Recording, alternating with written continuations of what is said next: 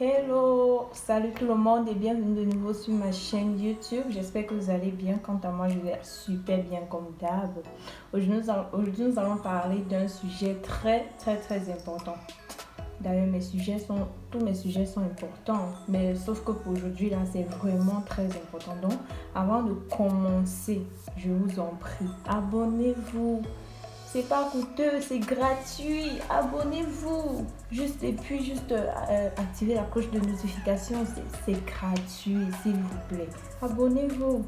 Vous m'encouragez et tout. Donc, s'il vous plaît, abonnez-vous.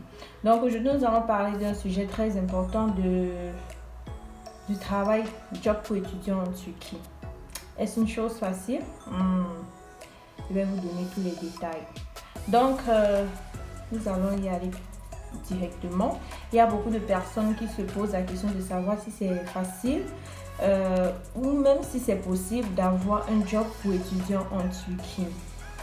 Donc, je vais vous répondre à ces questions et je vais essayer de vous raconter mon expérience personnelle concernant travail pour étudiants, job pour étudiants en Turquie.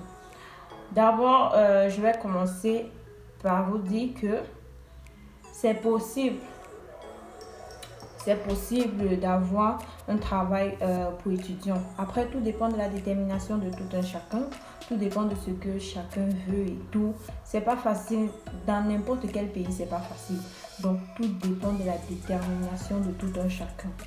Donc, c'est vraiment très difficile ici de trouver un job pour étudiants. Et surtout quand tu es dans une ville reculée, un peu reculée comme la mienne. Je ne sais pas si à Istanbul ou à Ankara, dans les autres villes développées, c'est facile. Mais dans ma ville ici, vraiment, c'est très difficile. Super difficile. Et non seulement, même quand tu parviens à trouver un travail, ça prend ton temps. Donc, c'est pas, ça te prend parce que c'est difficile de trouver un travail temps partiel. La plupart des travails que tu trouves, c'est temps plein. Donc, ça te prend de ton temps. Ça prend énormément ton temps et c'est difficile de t'en sortir. Et je sais pas, c'est difficile de t'en sortir entre le travail et tes études. Donc, ici en Turquie, c'est soit tu fais les études, soit tu travailles. Tu dois choisir. Parce que si tu essayes de faire les deux, c'est que si tu vas échouer dans tu vas échouer dans une chose, soit dans l'école, soit dans le travail. Donc, je vais vous raconter mon histoire. Bon, je suis arrivée en Turquie. Après 6 mois, j'ai trouvé un travail. Bon, je vais vous dire comment j'ai fait pour trouver le travail. Et la plupart des travaux ici, tu n'as pas besoin de faire une demande d'emploi. Surtout pour les jobs étudiants, tu n'as pas besoin de faire une demande d'emploi et tu ne peux pas travailler dans des lieux publics. Impossible pour toi de travailler dans les lieux publics parce que c'est déjà interdit aux étudiants de travailler en Turquie. Donc, impossible pour toi de trouver le travail dans les lieux publics. Quand je parle de lieux, je parle de gens comme les supermarchés, bref, dans des entreprises qui appartiennent à l'État, si je peux dire ça comme ça, ouais. Donc, tu peux trouver le travail dans des trucs privés, quoi. Donc, je vous raconte mon histoire. Quand je suis arrivée en Turquie, 6 mois après, j'ai trouvé un travail. Je fais comment? Bon, je marche. Je pars dans des restaurants, je demande est-ce que vous avez besoin de quelqu'un. Et souvent même dans des restaurants, vous allez voir les affiches où on recherche des garçons et des filles et tout. Donc moi je marchais, je partais dans des restaurants, je demandais est-ce que vous avez besoin de quelqu'un pour travailler, vous avez besoin d'une femme de ménage et tout. Certains acceptaient, mais à cause du fait que je ne maîtrisais pas encore parfaitement la langue turque, ils ne me prenaient pas et tout. Comme je vous ai dit dans la vidéo précédente, ils favorisent beaucoup leur langue. Et ensuite, un jour, je suis tombée dans un magasin téléphonique. Donc, on vend les téléphones là-bas et on arrange son repas aussi des téléphones. Je leur ai demandé s'ils avaient besoin. Bref, ils avaient écrit qu'ils ont besoin d'une fille ou d'un garçon pour faire le nettoyage et servir le chai, bon, le thé.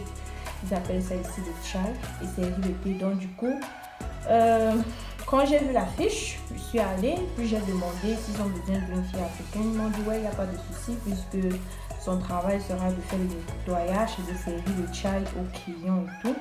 Donc directement ils m'ont embauché juste comme ça et tout. Je leur ai donné mon programme de l'école. Jusque là, ça ne permettait plus d'étudier normalement et tout parce que je devais travailler avant et après les cours. Avant et après les cours, je devais travailler, ça me fatiguait énormément. Donc, il y a ce qu'on appelle l'exploitation et on ne te paye même pas grand chose et tout. Donc, j'ai travaillé quelques mois et après j'ai arrêté.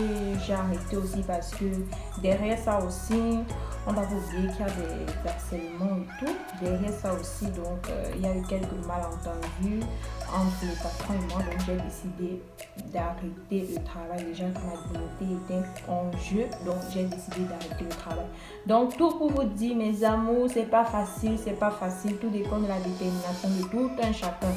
Je sais, le rêve de tout un chacun, c'est d'arriver dans un pays étranger, de pouvoir travailler, étudier en même temps pour soutenir les parents parce que c'est pas facile. Et la plupart du temps, ce que les parents nous envoient, c'est pas vraiment suffisant parce qu'ils ne connaissent pas la réalité, ils ne connaissent pas ce qu'on vit sur place et tout. Mais en même temps, c'est pas du tout facile. C'est pas du tout facile. Donc, ce que je peux conseiller à un étudiant de faire pour éviter de se salir, ce que je peux conseiller à un étudiant de faire une fois qu'il arrive en Turquie, c'est de chercher même à avoir de l'argent avant d'arriver sur le territoire turc. Quand tu arrives sur le territoire turc, tu fais dans un business personnel, genre ne travaille pas pour quelqu'un. Fais un truc personnel qui ne va pas te commander, qui ne va pas te prendre de ton temps, qui va te permettre d'étudier, d'aller à l'école normalement. Donc, il y a des trucs, il y a des business que vous pouvez faire en ligne. Vous pouvez, pour ceux qui ont des moyens, ils peuvent acheter des trucs ici, envoyer au pays, dans leur pays d'origine pour que leur famille revende pour eux. Ils peuvent faire le commerce en ligne. Il y a tellement de choses. Moi, c'est ce que je fais maintenant. Donc, si vous êtes intéressé, de savoir comment le commerce en ligne se passe et tout, n'hésitez pas à me dire en commentaire et je ferai une vidéo la prochaine fois pour vous expliquer comment le commerce en ligne se passe. C'est la seule chose que vous pouvez faire ici pour vous en sortir sans être conditionné, sans être exploité et continuer d'aller à l'école normalement. C'est tout ce que vous pouvez faire. À part ça, je ne vois pas ce que vous pouvez faire comme job étudiant qu'on ne vous montre pas. C'est super difficile, super difficile. Soit tu fréquentes, soit tu travailles, soit tu fréquentes pas. Donc, tu choisis une chose et tu fais. Et nous savons très bien que les parents nous attendent avec l'école. Donc, c'est un peu ça. Donc, merci d'avoir regardé la vidéo jusqu'à la fin. C'est un peu ce que je voulais partager avec vous. N'hésitez pas de me poser toutes vos questions. Je mets généralement mon numéro dans les commentaires. Donc, pour tous ceux qui veulent me poser des questions personnelles, je suis disponible, je suis ouverte.